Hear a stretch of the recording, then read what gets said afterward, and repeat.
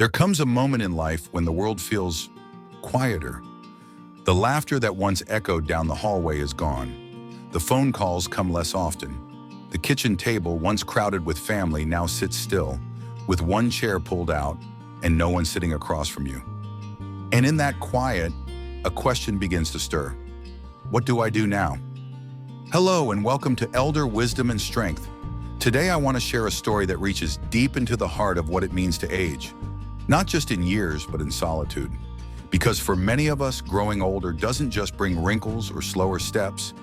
It brings empty rooms, silent evenings, and memories that feel louder than the present.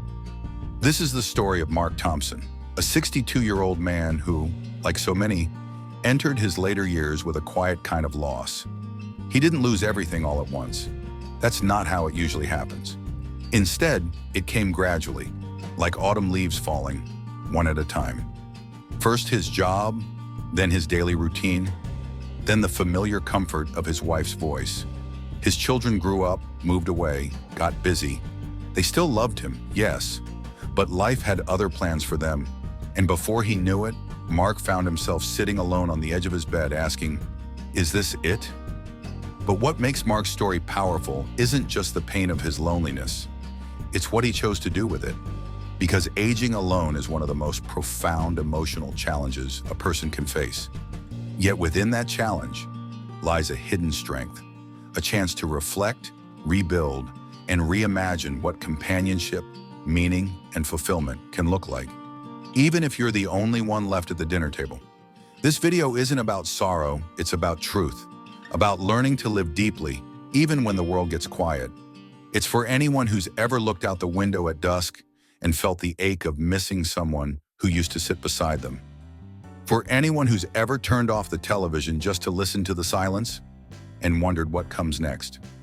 So I invite you to walk with us through Mark's journey, not just to hear his story, but to reflect on your own, to find pieces of yourself in his solitude and perhaps in his strength. Because even when we lose the people we once leaned on, we can still lean into life. And maybe, just maybe, what we do with our quiet days will be the most meaningful chapter yet. Let's begin. My name is Mark Thompson. This year I turned 62. For most of my adult life, I worked at a public service agency. Nearly 3 decades of showing up, shaking hands, solving problems. My days were filled with structure, my purpose stitched neatly into every task. Then one day everything shifted. The agency went through restructuring. Downsizing, they called it. I was offered early retirement, an opportunity, they said, to rest and enjoy the fruits of my labor. I smiled politely and signed the papers, grateful I had enough savings to stay afloat.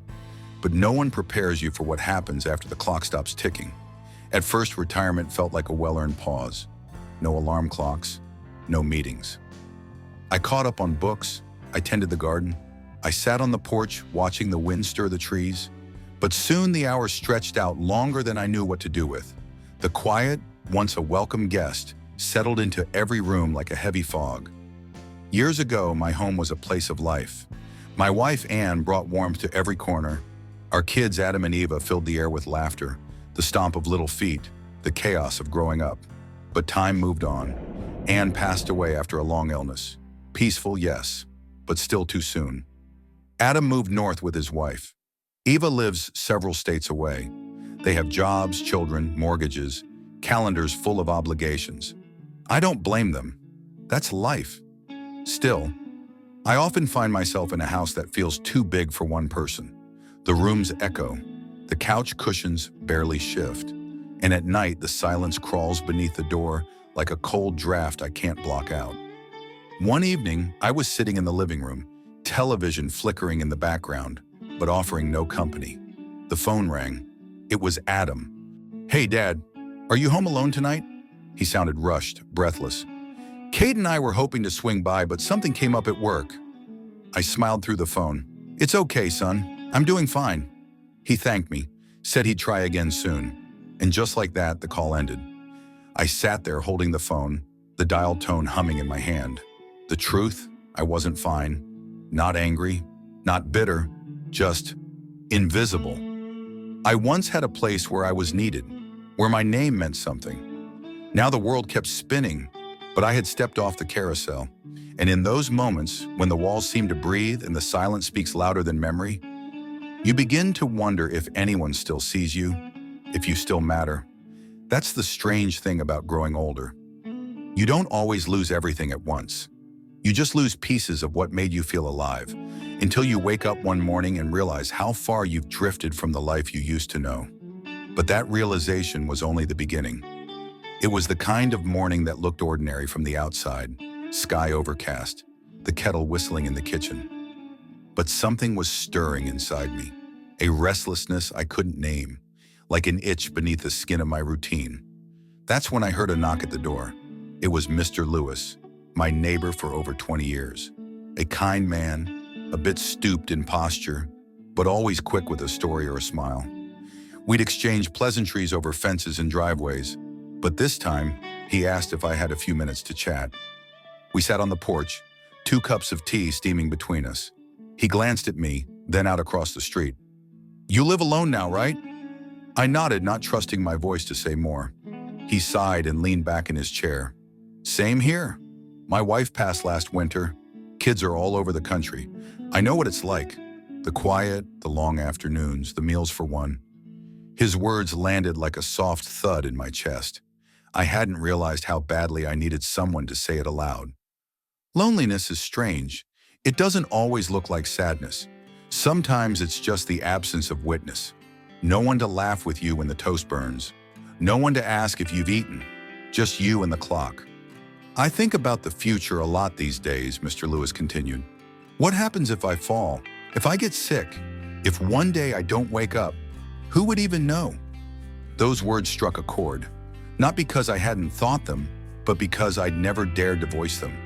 That night, I lay awake replaying his question over and over in my mind.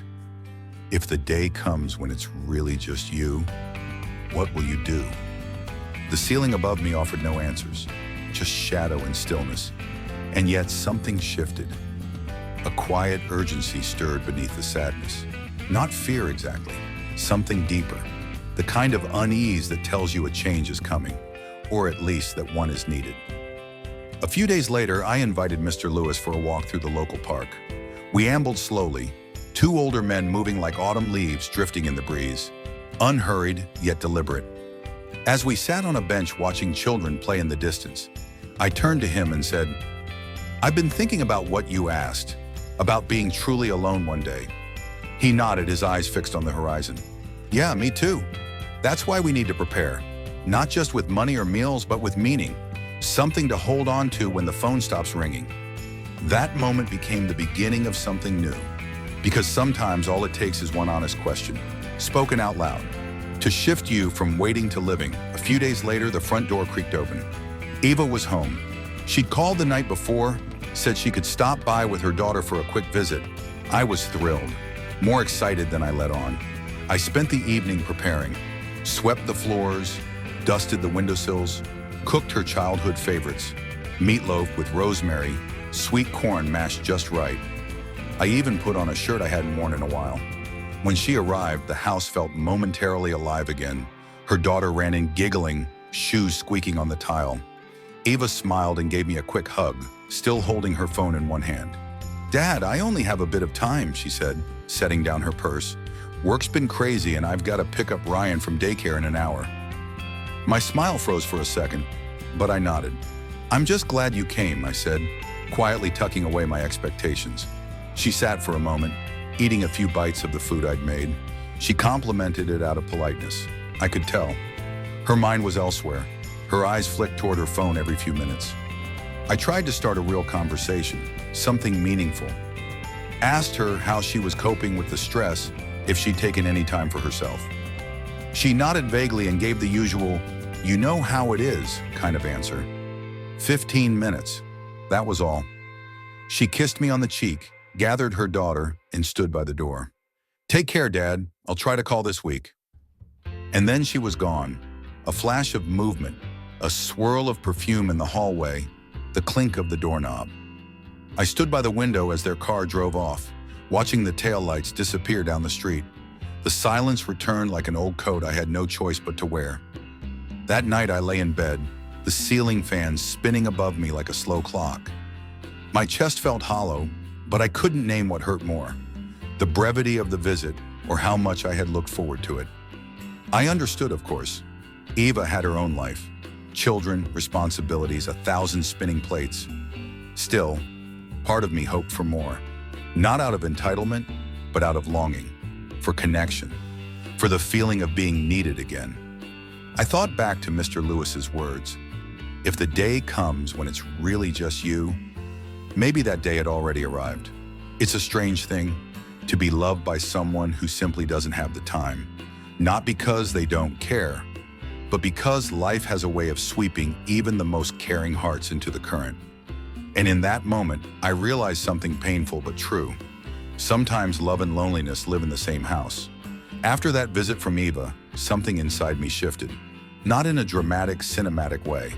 There was no big speech, no sudden epiphany, just a quiet, persistent voice that whispered in the corners of my mind, "You can't drift like this forever."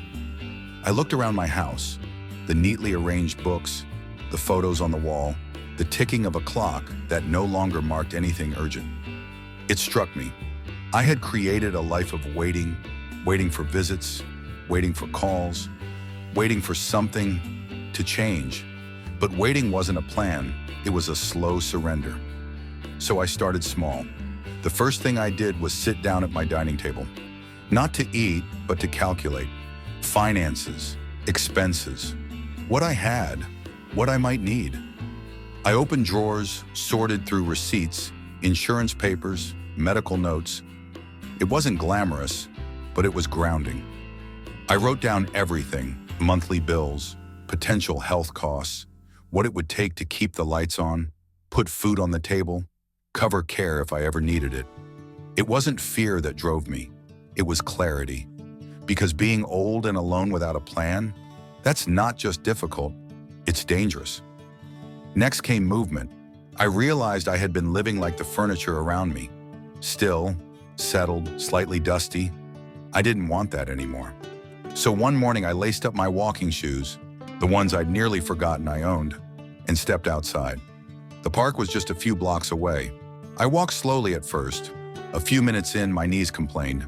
My back made its opinion known. But something else happened too. I noticed the way sunlight moved through the leaves, the laughter of children in the distance, the simple act of breathing fresh air. And for the first time in a long while, I felt awake. That evening, I visited the local community center. Just to look, I told myself. No pressure, no expectations. Inside, a group of retirees were gathered around a table, playing chess and laughing like old friends. I hovered in the doorway until one of them looked up and waved. "Hey, we've got an open seat," I joined them. No one asked about my past. No one expected anything of me. They just welcomed me in, piece by piece, game by game, name by name. Over the next few weeks, I created a rhythm. Walk in the morning, community center in the evening. I even found myself signing up for small classes, Tai Chi on Tuesdays, woodworking on Thursdays. I wasn't good at either, but that wasn't the point.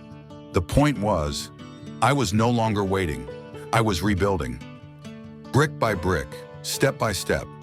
The loneliness hadn't vanished, but it no longer had the final word, because I had decided quietly and firmly to take my life back. Not all at once, but in the places where light still seeped through the cracks. There were still nights when the silence returned, soft but heavy. I'd lie in bed, hands folded on my chest, listening to the hum of the heater, the faint creak of the house settling into itself. And I'd wonder, is this what the rest of my life will sound like? Then one evening at the community center, something shifted. Her name was Linda Brown. She walked in during one of our Thursday chess nights, holding a small tin of oatmeal cookies and wearing a scarf patterned with autumn leaves. She didn't say much at first, just smiled, found a seat, and quietly watched us play. Later, as we both lingered near the coffee pot, I introduced myself. She chuckled. "I've seen you here before. You're the one who always gets cornered on the queen side." I laughed too, genuinely without thinking. And in that single moment, something flickered to life. Linda and I started talking more often. It began with small things. recipes, books, the weather. Then it became phone calls, walks in the park, a trip to the farmer's market. Her voice had a warmth I hadn't heard in years, a kind of steadiness, like soft piano music playing in the background of a quiet room. But with that warmth came something I didn't expect: guilt. My late wife's photo still sat on the mantel, her sweater still hung in the back of the hall closet. I'd find myself hesitating before calling Linda. I questioned every moment of joy. Was I betraying Anne by smiling again? I kept this conflict bottled up until one evening, when I finally confided in Mr. Lewis during one of our porch chats. He listened patiently, then said, "Mark, companionship at our age isn't about replacing anyone. It's about honoring life by continuing to live it." Those words stuck to my ribs like a good meal. I realized something. Wanting company didn't mean I loved my wife any less. It meant I still had love to give. So I allowed myself to move forward, carefully, respectfully, but forward. Linda and I grew closer. We'd grocery shop together, test out new soup recipes, watch the evening news with mugs of tea in hand. Sometimes we'd simply sit without speaking, just sharing the space. She didn't fill the void my wife left, but she softened its edges. She brought brightness into my home. Not the bold glow of romance from decades past, but a steady light, like a lamp left on in the hallway, reminding you that you're not alone. Eventually, she moved in, not as a replacement, not as a symbol, but as a companion. It wasn't about grand declarations or second marriages. It was about mornings shared over toast, evenings spent reminiscing, knowing someone would notice if you didn't get out of bed. And that, in its quiet way, was everything. It's strange how fast things fall apart. One moment, you're discussing what to make for dinner. The next, you're gripping the edge of a hospital chair, praying for someone to wake up. It was a quiet afternoon when the call came. I was sitting on the courtyard bench, soaking in the last warmth of the sun, when my phone buzzed in my pocket. It was Adam. His voice sounded strained. "Dad, it's Linda. There's been an accident, a bad one. She's in the ICU." The words felt impossible, like something spoken in a foreign language. Real, but not meant for me. He offered to drive me to the hospital. I don't remember the ride. Just streetlights melting together and the sound of my own breath trying to stay steady. When we arrived, Eva was already there, eyes red, hands clasped tightly. I looked toward the operating room. The red light above the door glowed like a warning I couldn't ignore. We waited and waited. Time slowed to a crawl. Finally, the surgeon stepped out. His face was tired. I didn't need him to speak. I saw it in his eyes. "I'm sorry," he said softly.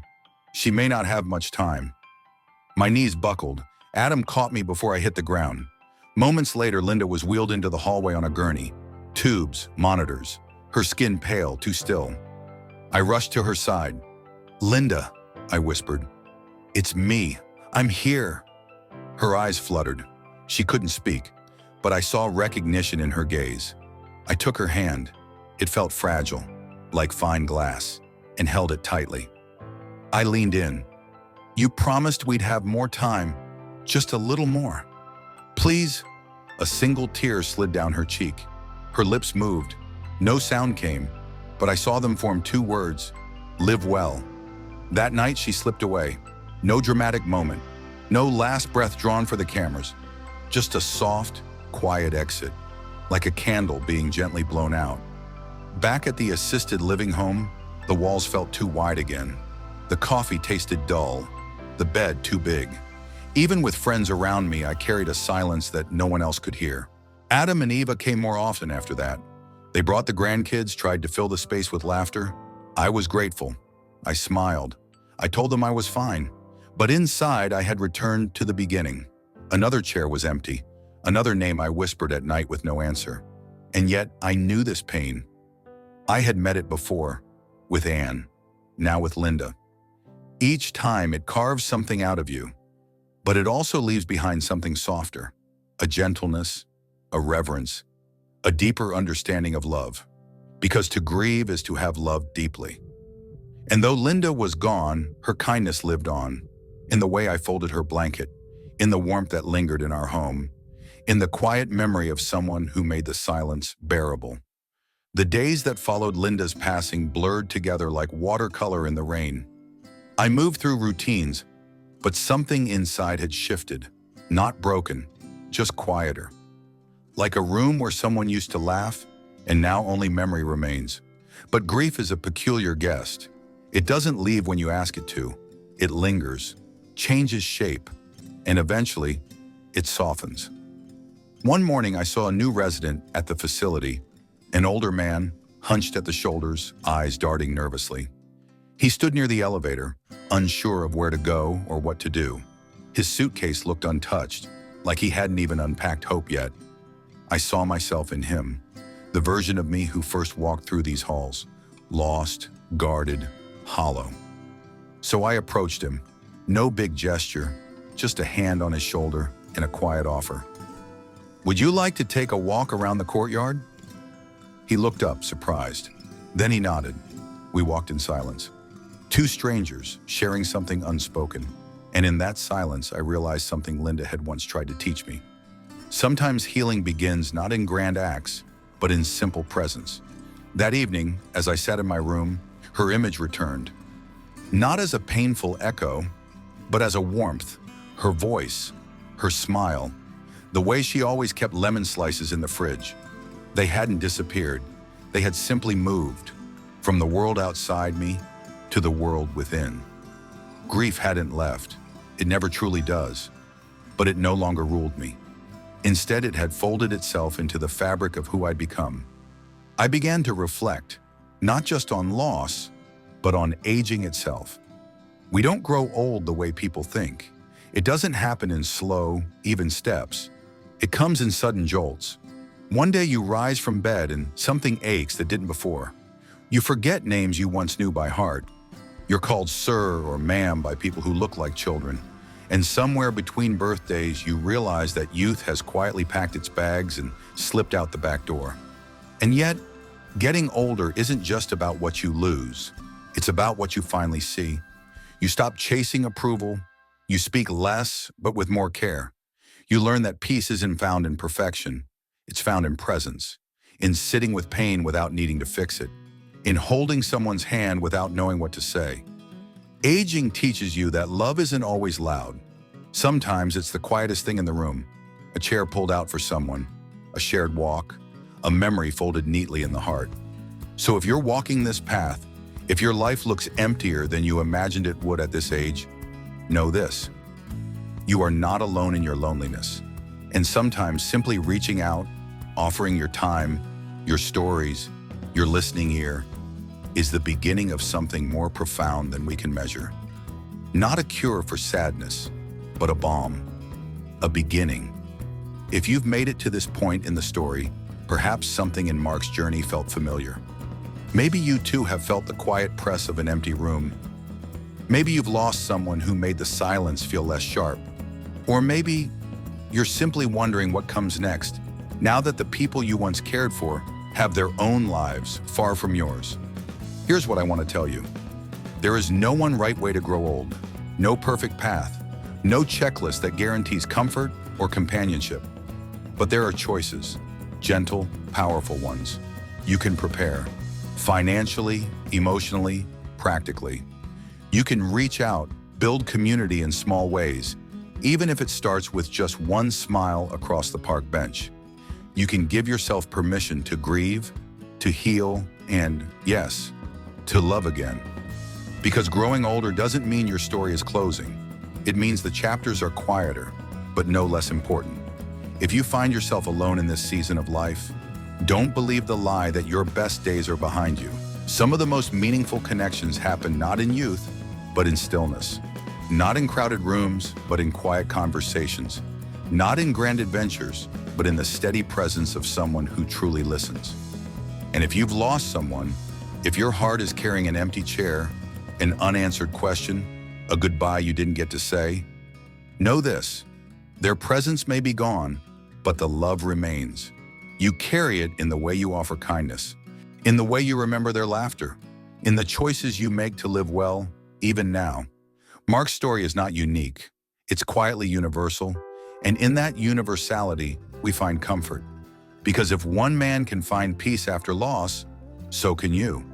If he can find companionship after grief, routine after chaos, meaning in the smallest of gestures, then so can you. So take the next step. Maybe it's calling an old friend. Maybe it's attending a community gathering. Maybe it's writing down your thoughts or finally sharing that story you've kept tucked away for years. And if you found comfort in Mark's journey today, if it reminded you of someone or helped you feel just a little less alone, please consider passing it on. Share it with a friend, a neighbor, a sibling who might need to hear that they are not forgotten and they are not invisible. And if you'd like to stay connected with stories like this, stories of resilience, memory, and quiet strength, subscribe to Elder Wisdom and Strength. We're building a space where older voices are not only heard, but honored. Because every life still burning with questions, pain, or hope deserves a warm, steady flame to guide the way. And yours is no exception. Thank you for being here. Take care of yourself, and we'll see you in the next chapter.